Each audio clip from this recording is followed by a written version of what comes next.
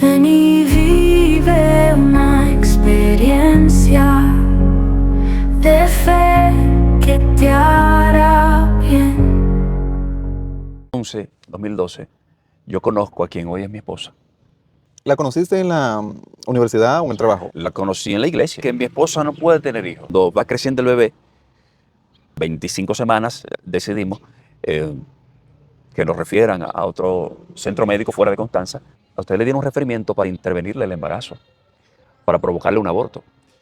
Y ahí empieza en nosotros entonces, no un proceso de alejarnos de Dios, sino de acercarnos más a Él. 28 semanas ya la niña pesaba 2 libras y 2 onzas, lo que significa que el líquido amniótico había disminuido, el cordón umbilical se había disecado, la niña no se estaba alimentando y de 3 libras y media había descendido 2 libras y 2 onzas. Nace de 2 libras y 2 onzas. No te muevas de ahí, hermano y hermana, porque ya pronto vamos a escuchar la experiencia de fe de Luis Pinales. Así que te invito a suscribirte al canal si no lo has hecho aún y darle like al video para compartir con otros hermanos. Así que un abrazo grande, nos vemos en breve. Mi papá llegó aquí a principios de los 82, 83, vio la zona desde San Juan y dijo, pero este puede ser un capítulo para uno vivir, una ciudad tranquila, el clima muy bueno, le gustó. Y después de haber ido a San Francisco de Macorís después, allá, queda embarazada mi madre de mí y viene por aquí a mediados del 87 y yo nazco aquí ya, después de varios meses de haber llegado. Ya. ¿A qué se dedicaban tus padres aquí en Constanza? Mi mamá siempre ha sido ama de casa, mi padre era un ebanista, como ya le mencioné, y hacía otros tipos de trabajo como electricidad, plomería, pero su fuerte era trabajar la madera. Luis Pinales, ¿y tu juventud? ¿Cómo viviste cada una de esas etapas aquí en este pueblo de Constanza? Bueno, hablar en términos generales, en Constanza, eh, Constanza es un paraíso, pero viniendo de un barrio tan delicado como es el barrio de Las Flores, en el cual tú ves mucha violencia, en el cual tú ves mucho desenfreno, eh, mucha droga, prostitución, es un tanto chocante para un joven de la edad, en la adolescencia, en la cual él va absorbiendo todo lo que ve. Pero tuve la dicha de que mis padres, a pesar de no ser gente muy devotos de la iglesia, siempre mi papá era un hombre en el cual todos teníamos que estar en la casa a las 7 de la noche. Lluene, Truene truene o o vente. vente. Había que estar ahí a las 7 Había que estar en la casa. Un hombre muy recto, llegaba a las 12 a comer del taller y teníamos que estar todo ahí también. Él tenía que vernos la cara. Y creo que eso me empujó muchísimo a acercarme a la búsqueda de Dios, porque yo sentía como que algo me faltaba. Algo me faltaba. Yo decía, caramba, pero yo siento que veo como que el barrio como que está siempre encendido, pero yo sentía como cierto llamado. Eso no era lo tuyo, ¿verdad? Eso no era lo mío. Cierto llamado como a acercarme más a Dios, y es que empiezo a visitar la Capilla San Pedro, que hoy es Cátedra de San Pedro, y voy encontrando como cierta paz y tranquilidad. No sé si al visitar el Santísimo o ir sin entender nada, solamente la paz, la tranquilidad que se respira en la parroquia, yo voy sintiendo como que yo pertenezco más a este ambiente de paz, de tranquilidad, y tratar de llevar esa paz y esa tranquilidad a ese barrio mío. Porque no es solamente tú quedarte con lo que recibes, sino más bien compartirlo. Y es ahí cuando yo voy sintiendo un llamado a acercarme más a Dios, acercarme más a Él. Y cuando tú ibas con los vecinos, los amigos a la iglesia, o sea, ahí tú sentiste o viste algún cambio o empezó una gran necesidad en tu interior. Sí, todo ser humano atravesamos por situaciones, por cambios. Yo siempre he sido aficionado a lo que es la comunicación.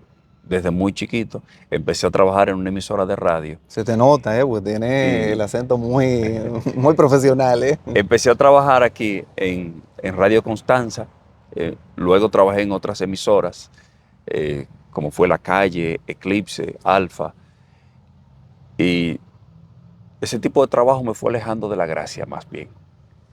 Porque es un trabajo en el cual tú tienes que hacer, por ejemplo, programas de música urbana, programa de música actual, y tú vas asumiendo una jerga, un lenguaje de la calle, y te vas codeando con gente que no necesariamente está cerca de la iglesia. También tú tienes que hacer reportajes, por ejemplo, en carnaval, en ese tipo de cosas. Y yo sentí que me estaba alejando de la gracia de Dios. Más bien después que yo doy un paso y voy a la capital, después que llego a la adultez, en el cual voy a empezar a trabajar en una emisora allá en Santo Domingo, y yo sentí como que tenía un vacío muy grande. Yo dije, caramba, pero yo siento que no pertenezco a este ambiente y estoy como en contra de mi voluntad solamente por situaciones sociales y del momento. Y es después de mucho andar, es que yo vengo y reacciono y digo, si Dios me ha dado este don en el cual yo puedo hablar, llegar a la gente, yo puedo llegar a través de mi forma de comunicarme, a través de gente que esté atravesando por situaciones difíciles. Pero yo no tenía una situación tan difícil todavía para tú poder testimoniar algo, sino más bien es cómo Dios te va preparando. En el año 2011, a mediados de 2011, 2012, yo conozco a quien hoy es mi esposa.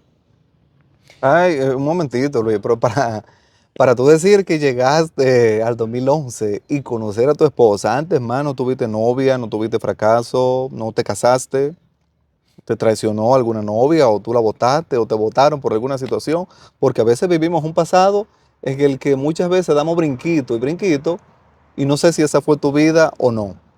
Sí, uno atraviesa por muchas etapas, muchos momentos en los cuales yo pudiese llamarlo como aprendizajes para fortalecerte, pero nada de eso me hizo desenfocarme de lo que yo en verdad aspiraba. Ya.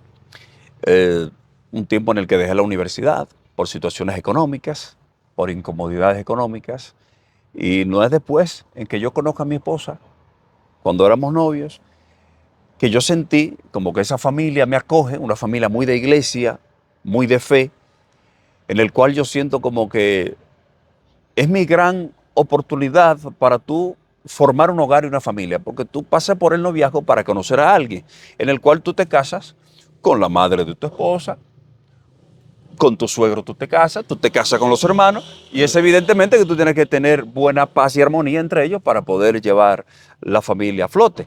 ¿La conociste en la universidad o en el trabajo? La conocí en la iglesia. En la iglesia. Oh, qué bueno, En la qué bueno. iglesia. ¿Y cómo la conocí? O sea, tú yendo a la iglesia en la capital o acá en Constanza. No, aquí en Constanza. Ok. Yo visito la cátedra de San Pedro y veo a esta muchacha muy delicadita. Digo, caramba, pero qué muchacha más linda. ¿Eh? Entonces, es más adelante en lo cual, cuando uno se casa por la iglesia, siendo muy joven, a la edad de 25 años que yo me casé, tú encuentras mucha gente que te dice, te casaste por la iglesia, pero ¿y qué error fue ese? Y muy joven. Y muy joven. ¿Y qué fue, muchacho? Mira, la mujer de yo, es muy común eso, la mujer de yo casarme no ha nacido, dicen hombres de 60 años. Y es que a Dios tú tienes que darle tu juventud, tienes que darle tu vigor, tienes que darle tu vida. Y no Luis, esperar tarde. Luis, otra preguntita ahí. ¿Siempre tuvo en tus planes, en tus sueños, casarte por la iglesia? Sí. ¿O fue tu esposa No. la que te llevó? No. Desde un principio yo sentía que tenía que tener un hogar. Yo siempre le he pedido a Dios Estable. algo estable, porque vengo de una comunidad, de un barrio, vengo de familias que no son así de casarse por la iglesia. Yo quería algo diferente. Algo diferente. Cuando tú te casas, lo primero es que usted quiere una familia, quiere un hogar, Claro, claro. quiere hijos. Aquí empieza la gran odisea. Te casas. Aquí empieza el gran testimonio de mi vida. Tú te casas y aspiras a tener hijos. En medio de la propia sociedad que te apuñala diciendo, ¿por qué tú te casaste por la iglesia? Tú tenías que juntarte y después tú no sabías si esa es la mujer de tú casarte. Es la propia sociedad, el propio ambiente en el que nosotros nos hemos criado y que vemos que no es normal. Entonces viene el panorama de que mi esposa no puede tener hijos. ¿Y cómo descubrieron eso? ¿Con el tiempo tú ibas a tener hijos de una vez, no usaba protección, nada? No, desde un principio, como tú sabes que nosotros, cuando nos casamos por la iglesia, nosotros tenemos que usar algún método natural. Pero nosotros ya queríamos tener hijos porque mi esposa 26, yo 25. Yo creo que es una etapa perfecta. Veníamos de 2 años de noviazgo, de conocimiento y dimos este paso. Entonces los médicos sienten que le dicen a mi esposa que no puede tener hijos porque tiene un mioma, tiene un ovario poliquístico, todo ese tipo de cosas. Y empieza en nosotros, al ser tan jóvenes, esta situación de analizar, caramba, que no se pueda tener hijos. Y ya uno da este paso tan importante y tan valioso. Pero desde un principio nosotros en oración, acercándonos al Señor, dejando que Él sea nuestro centro del hogar, que se haga su voluntad, que se haga su voluntad. No es más bien después, al tiempo, meses, mi esposa queda embarazada y cuando vamos al médico, dice el médico, no, eso es un quiste que hay ahí. Y la sonografía, eso es un quiste. Pero para nosotros era un chichi. Para nosotros era un chichi. Pasan los meses y resulta que está embarazada mi esposa. Pero mi esposa había atravesado por un proceso en su juventud de situaciones de salud delicadas con los riñones. Cuando va creciendo el bebé,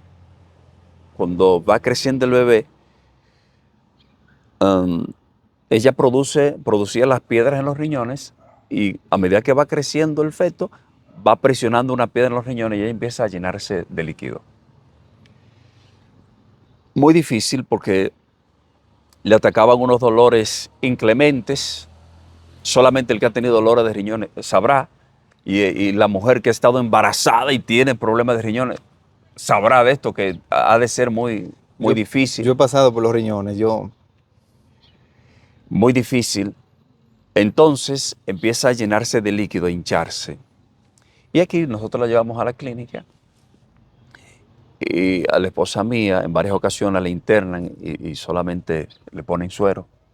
Y lo que hace es que se va hinchando más, hasta el punto que nosotros ya a las 25 semanas decidimos que nos refieran a otro centro médico fuera de Constanza para poder salvarle la vida, porque es una situación muy delicada.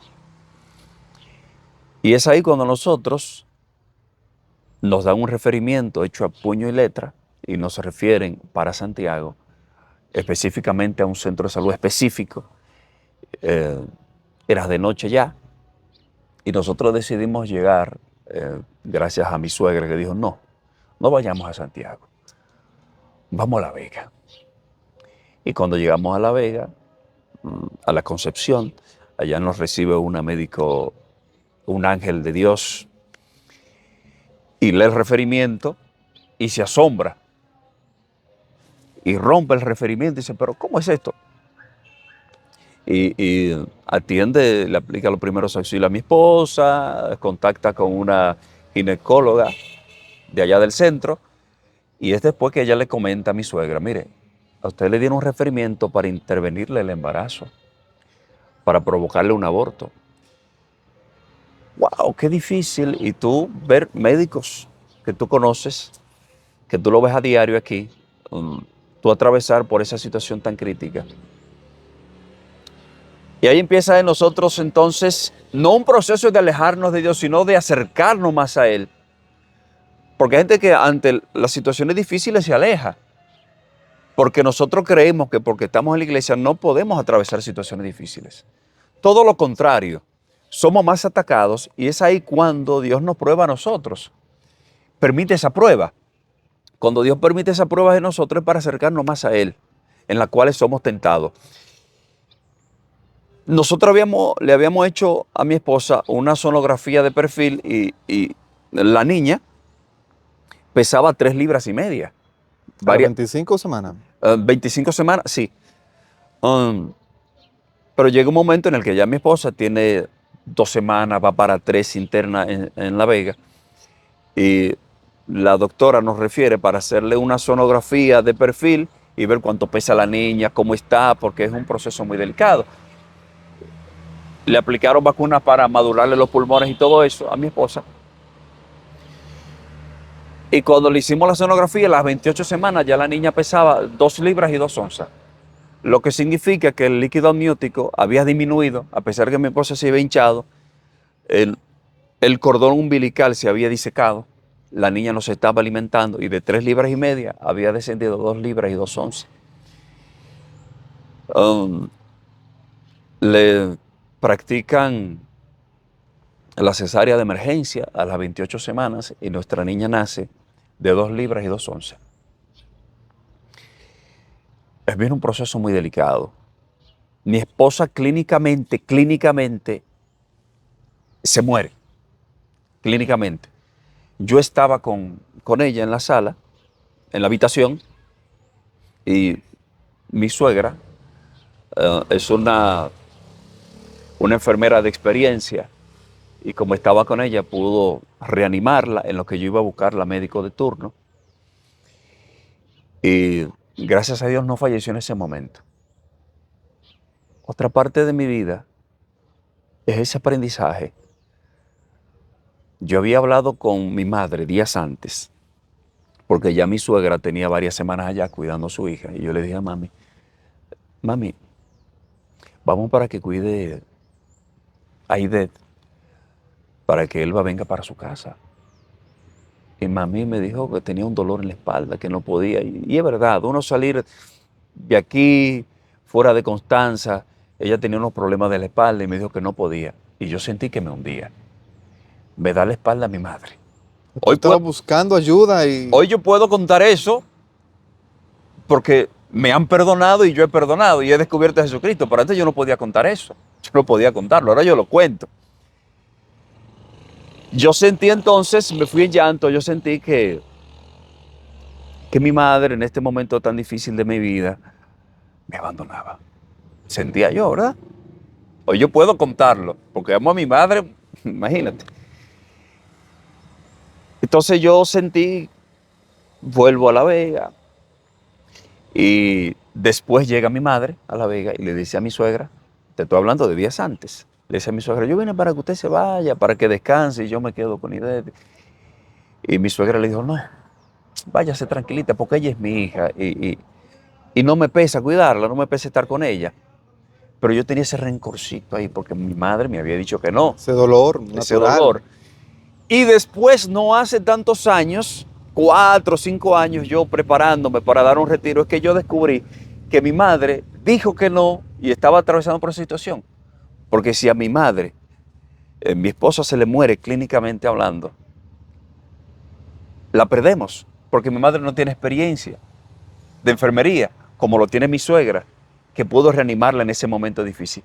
Y es ahí cuando yo ato esos cabos sueltos y digo, wow, ¿cómo Dios permite las cosas? ¿Cómo Dios permite que Pedro le negase 3 veces para formar la iglesia? Y para luego reafirmarlo, Pedro, tú me amas, me quieres. Y es ahí cuando Dios forma la iglesia. Entonces, las cosas por las cuales nosotros atravesamos, humanamente no la entendemos. Tenemos que estar llenos del Espíritu Santo y puede llevarnos años eso. No es de que yo ya salí de la calle, que yo esto, no. Son los aprendizajes de la vida, el verdadero testimonio, los momentos difíciles, estudiando la palabra, meditando la buena nueva en la cual tú te encuentras con esa realidad y tú dices, oh, pero esto Dios lo permite por esta razón. Y nosotros tenemos que estar prestos para esto. Después le dan de alta a mi esposa, pero la niña tiene que quedarse porque los pulmoncitos no están madurados, no están maduros.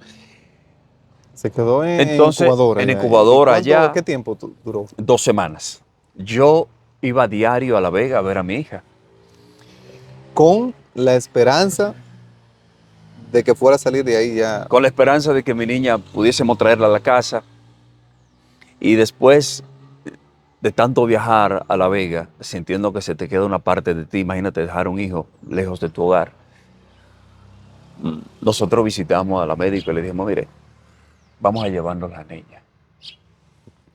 Recuerdo que yo le llevaba leche materna a la niña, la llevábamos congeladas y las enfermeras de allá muy buenas atenciones, pero la doctora de nosotros, me reservo el nombre, botaba la leche. Decía que no se le podía dar la leche a la niña así, y era muy pequeñita. Cuando le dieron de alta a la niña, que nos la dieron, la doctora nos dijo a nosotros, eso es un 2% de vida. Y mi suegra le dijo, usted le da un 2%, pero Dios le da un 100% de vida. Qué enseñanza. Qué fe, qué fe. Mi suegra, Wow. lo que yo le debo a mi suegra no tengo con qué pagárselo. La niña cuando le dan de alta, en vez de pesar 2 libras y 2 onzas, ya pesaba 1,5 libras. O sea que iba involucionando. Nosotros tenemos por costumbre, en la familia, desde que uno se entera de que alguien está embarazado en la casa, embarazada, uno le pone el nombre, le va hablando en la barriguita y va creando esa conexión, tanto el padre como la madre. Entonces yo a mi niña me la ponía en el pecho y empezaba a hablarle, poníamos música instrumental, música de la iglesia, y la niña empieza a reaccionar y empieza a evolucionar. Pero miren qué proceso más lento. Al mes, a los 2 meses pesaba 2 libras, a los 3 meses 3 libras. Oiga usted qué evolución más lenta. Nosotros, al ser padres primerizos, no sabíamos que estos niños prematuros extremos había que hacerle unos estudios de los oídos, de los ojos, porque pueden quedar sordos o ciegos. Nosotros no sabíamos eso. No nos lo dijeron en la clínica. Más bien la doctora se mostró y dijo que era un 2% de vida. Sino más bien que aquí encontramos una médico muy buena, aquí encontramos una perinatóloga. Es un ángel de Dios que nos acogió y nos chequeaba a la niña interdiario para ver su evolución. ¿Ustedes la tenían en la casa o en la clínica? No, nosotros estaba en la casa la niña, Ok. pero nosotros la llevábamos al hospital, donde la doctora prestaba servicio en la clínica y en el hospital, pero nos dijo, llévenla al hospital, que como quiera, es la misma persona, Ya. para cuidarnos y protegernos, porque ya veníamos de un proceso muy delicado con el seguro de salud. Entonces ella nos dice, tienen que llevar a la niña a hacerle un estudio de los ojitos y de los oídos. Yo les voy a recomendar a ustedes que vayan a los Americanos, los Algarrizos, a Santo Domingo. Yo le dije a mi esposa, ve. Eso, el suegro mío iba para Santo Domingo, la llevó y la dejó en los Algarrizos. Y allá cuando chequean a la niña, lo primero que le hicieron fue chequearle los ojitos. Cuando le chequearon los ojitos, el médico le dijo, ay, pero la niña está ciega. A los 2 meses de haber nacido, la niña está ciega, hay que operarla de emergencia de su ojito derecho. Pero inmediatamente, una niña con ¿cuántos meses tenía en ese momento? 2 meses y pesaba 2 libras. Aquí empieza otro proceso. Mi esposa no daba preparada porque era un chequeíto de los oídos, de los ojos, y tiene que durar allá en Santo Domingo varias semanas. Se quedó allá. Se quedó allá. Y yo tengo, en ese momento, tenía mis 2 hermanas allá y mi hermano mayor en Santo Domingo. Y yo dije, bueno, yo lo llamo y le digo, miren, démele vuelta y de que está allá, interna. De los Algarrizos la refieren a Centro Médico Gascue, a Centro Láser, para preparar todo. Y es un médico en el cual allá, que nosotros encontramos, que dice, no, vamos a hacer la operación de emergencia, ya después lo otro lo arreglamos en el camino. Y operan a la niña. Y tenía que durar, no recuerdo cuántas horas, pero sin beber leche, sin probar nada la niña. Y eso era un proceso muy delicado en el cual la niña no tenía consuelo, llorando, y mi esposa sola. Y llamo a mi hermano, llamo a mi otra hermana. Dice, no, yo no puedo coger por allá ahora. Eso yo lo cuento ahora, porque yo...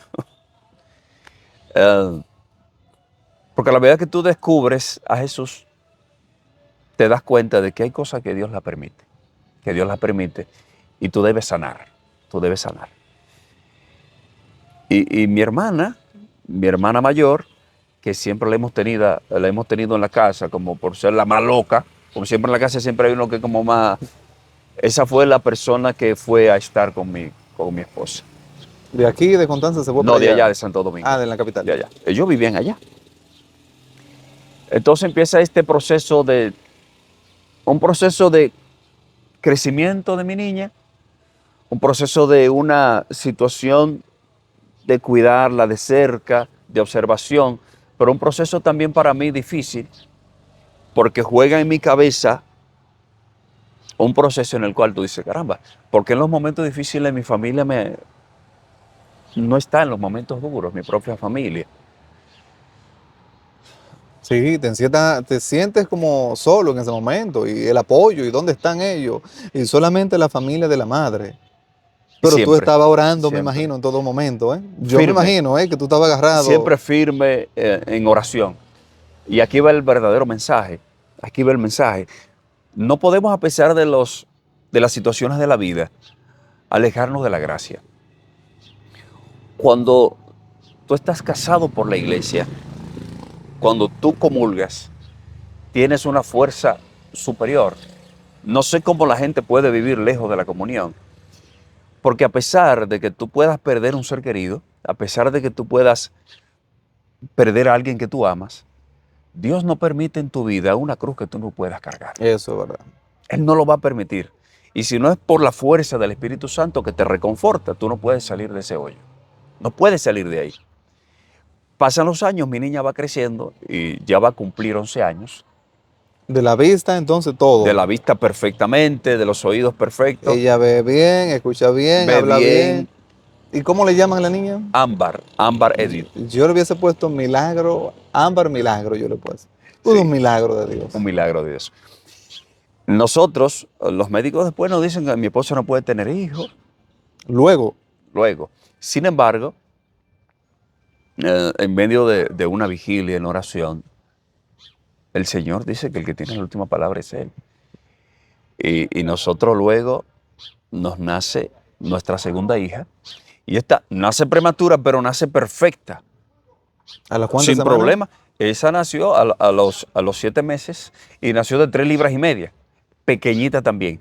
Pero esta nació ni incubadora ni nada. Y no Nació y ya mañana nos dieron de alta. ¿Y no tenías miedo tú al ver ese embarazo nuevo antes de que naciera la segunda?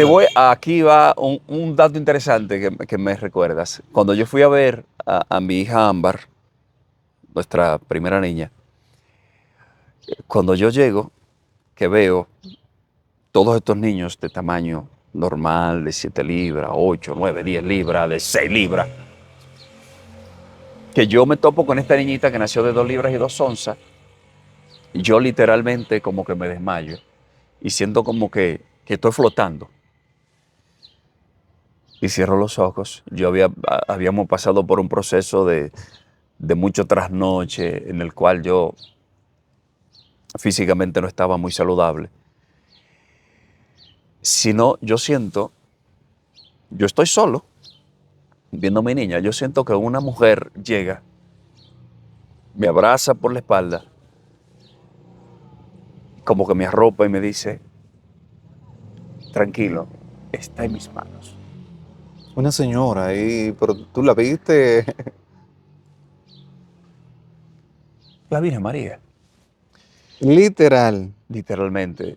Tranquilo, está en mis manos. Y es ahí cuando yo suelto. Cuando ya esa presión de no poder comer, de no poder dormir, de no descansar. Entonces yo le presento todo ese proceso al Señor y le digo, Señor, toma estos sacrificios, tómalo. Y si hay que purgar algo de los pecados de nosotros, tómalo, Señor. Y haz tu voluntad con nuestra hija. Entonces ahí yo boto ese miedo. Tú sabes que el ser humano, hasta cuando no es impulsado por el Espíritu Santo, es un miedo. Era como los primeros cristianos Es con la exaltación de Jesús, con la resurrección, que viene el Espíritu Santo luego, en el cual ellos toman fuerza para predicar, para luchar y morir por la propia palabra hecha vida. Entonces, cuando yo descubro de que ese miedo no debe existir en mí, sino porque yo le pertenezco a Dios, mi esposa, mi hija, todo lo demás le pertenecemos al Señor y debe hacerse la voluntad de Dios. Entonces ya cuando viene la segunda bebé, que tú sabes que hay que hacerle una cirugía a los 7 meses, no vino el miedo ahí o la inseguridad, la duda, cuando Pedro estaba caminando sobre las aguas. Me hundo, Señor. Ya cuando nuestra hija nace, ya nosotros nos fuimos a otro centro médico en Santiago. Le hicieron al primer mes, le hicieron sus estudios de los ojitos, de los oídos y todo perfecto. No tuve duda. No tuve duda porque ya yo había venido de este proceso de aprendizaje. No un aprendizaje de que la niña esté con nosotros, sino un aprendizaje más bien de mi fe y de mi confianza en Dios. Amén. Amén. La confianza en Dios. Y debemos dejar a Dios ser Dios. En nuestra vida no podemos estar queriendo hacer nuestra voluntad.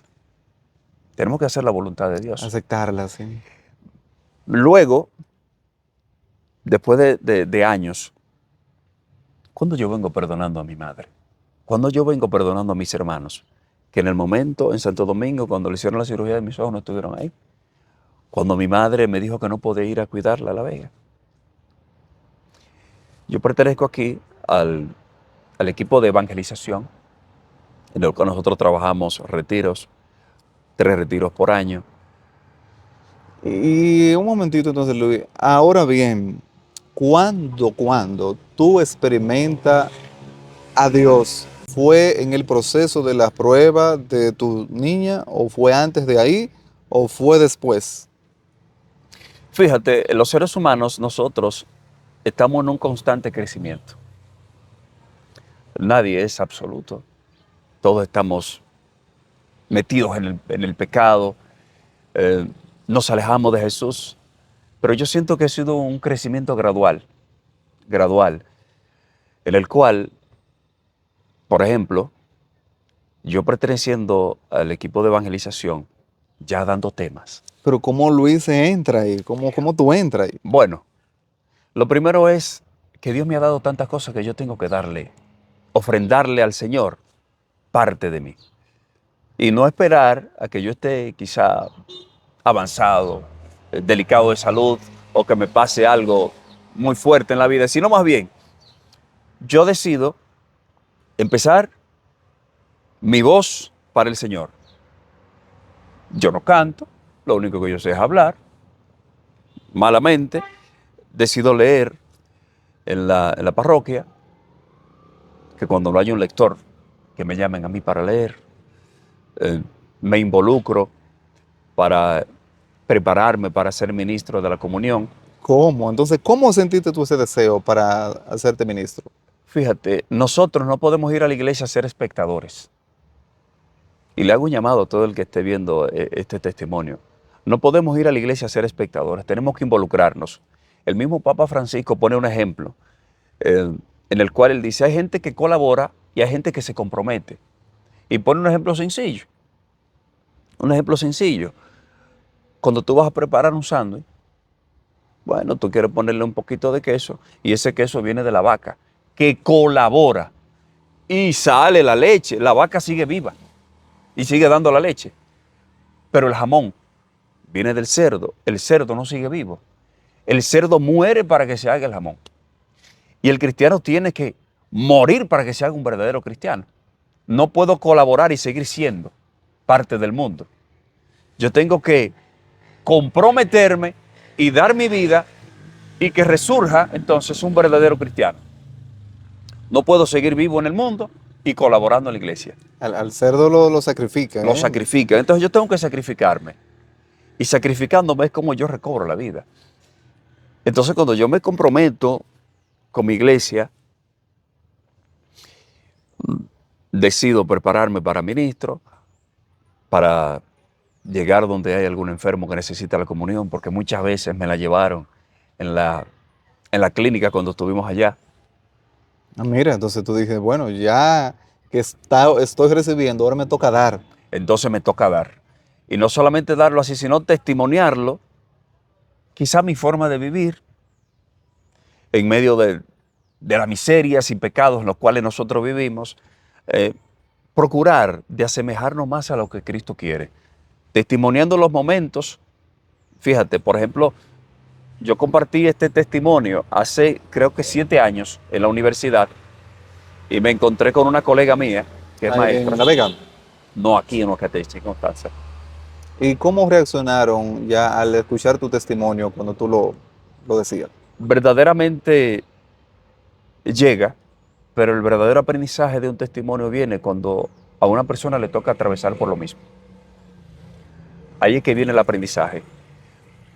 Me encontré con una maestra amiga mía y me dijo, oye, tuve un hijo prematuro.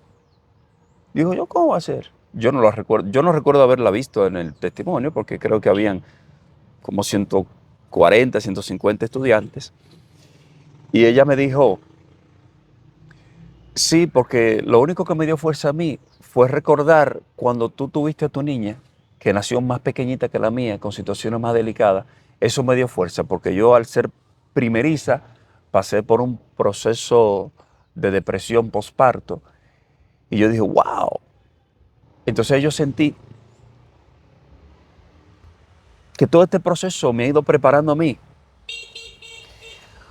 para trabajar en la viña del Señor, testimoniando lo que Dios permitió en mi vida para fortalecerme y llevar una palabra de esperanza.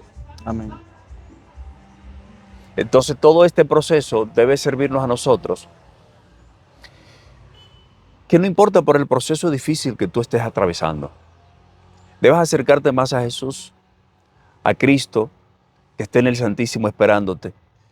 Dios te creó, a Él le pertenece tu familia, le pertenece tu vida.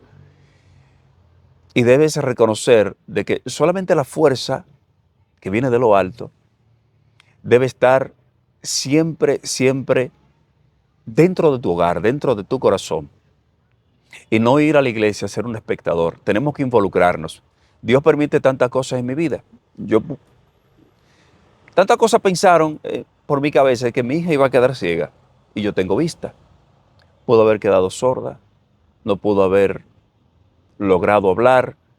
Sin embargo, ve, escucha, habla. Y tú, que estás en la iglesia como un espectador, involúcrate. Necesitamos lectores, necesitamos gente que cante, necesitamos gente que se involucre en los grupos para fortalecer nuestra iglesia, porque es la única que está con nosotros en los momentos de prueba, en los momentos difíciles. Y es un llamado a que descubramos verdaderamente la alegría que solo viene de Jesús. El mundo nos da una alegría efímera, falsa, que nos aleja de la gracia.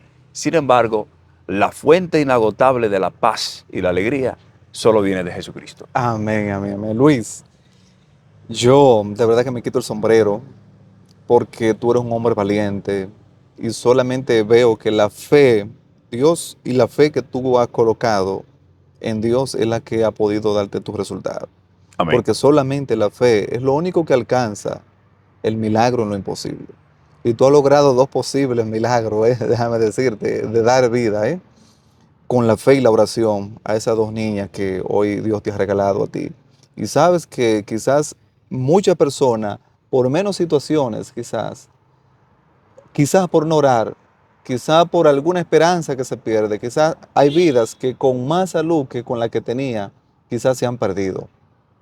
A las personas que te están ahí, a la gente de experiencia y de fe que te está viendo ahora mismo, ya te estamos terminando el año. ¿Cuál sería el mensaje para aquellos que están pensando unirse o aquellas personas que se quieren casar y aquellas personas que están casados y todavía no han querido contraer matrimonio por la iglesia? ¿Cuál es tu mensaje como hombre de fe y hombre de familia y matrimonio? Fíjense, queridos hermanos, nosotros tenemos que ver a través del Espíritu Santo. Hay cosas que humanamente no la podemos entender, pero cuando usted le da el sí a Jesucristo y lo pone como centro de su hogar, una gente que diga, Jesucristo está primero en mi vida y usted no se ha casado por la iglesia, es mentira. No hay que hablar, No hay que andar por la calle gritando, arrepiéntete o sé como yo. No. Dele el sí a Jesucristo. Póngalo como centro de su hogar. Y usted verá. Y usted verá cómo el Espíritu Santo crea sobre su familia como un escudo protector en el cual nada que ocurra dentro de su hogar pasa sin que Jesucristo lo permita. Y en este nuevo año, en el que la familia es prioridad, yo le invito a acercarse a Jesús y darle el lugar que se merece en su casa. Su corazón. Así es. Luis, y a las personas que están ahí también, que tienen algún familiar, algún pariente que está embarazada y tiene alguna amenaza o riesgo de aborto, ¿cuál es tu recomendación? La recomendación siempre es, no tengan miedo. Cuando Pedro sintió miedo, empezó a hundirse. Empezó a hundirse y estaba frente al maestro, imagínense. Nosotros no podemos sentir miedo, sino más bien aguardar en la esperanza de que el Señor es quien libra nuestras batallas y estar siempre firmes. Y recuerden que el manto de la Virgen María siempre está con nosotros, así como yo siempre lo he sentido en mi hogar, que está en sus manos. Y en las manos de nuestra Virgen siempre tiene que estar nuestras vidas, que ella interceda por nosotros como una madre que no falla, aunque quizá alguien más te pueda fallar. Ella no te va a fallar. Amén, amén. Luis, ya por último, ¿cuáles herramientas tú utilizas para mantener tu fe? ¿Alguna devoción, rosario, oración, visita al Santísimo? ¿Cuáles tú utilizas para mantener tu fe y seguir hacia adelante? En este mundo que cada vez es más complejo, pero tenemos que comer diario y respirar, se hace imprescindible visitar al Santísimo, entregarle su vida. Quizá usted, como yo, quizá no sepamos orar mucho, pero simplemente con ir y dejar que el Señor haga su voluntad de nuestra vida cada día en el Santísimo, es la fuente principal. Y luego, cuando usted salga de la misa, cuando usted vaya a misa, que salga, mire, que usted sea un santuario de Jesucristo. No trate de llevarse el mundo por delante. Y en la familia, el Santo Rosario en familia es imprescindible para que podamos sacar de nuestros hogares hombres y mujeres de bien.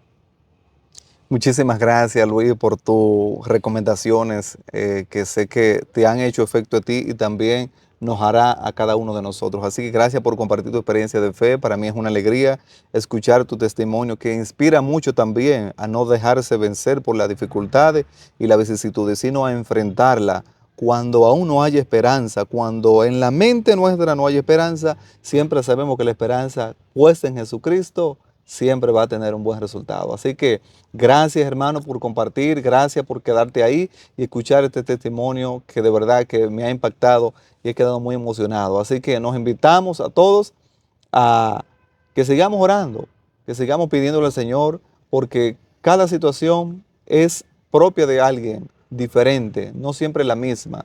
A cada quien le toca luchar con una batalla, con la que te toque a ti, si tiene un hijo alcohólico, si tiene un hijo drogadicto, si tiene una mujer de la calle, hermano, hermana, no te preocupes, la esperanza está puesta en Jesús y un día Dios lo tiene en la mira y va a llegar a los pies de Jesucristo. Así Amén. que Dios te bendiga, un abrazo grande, hasta la próxima.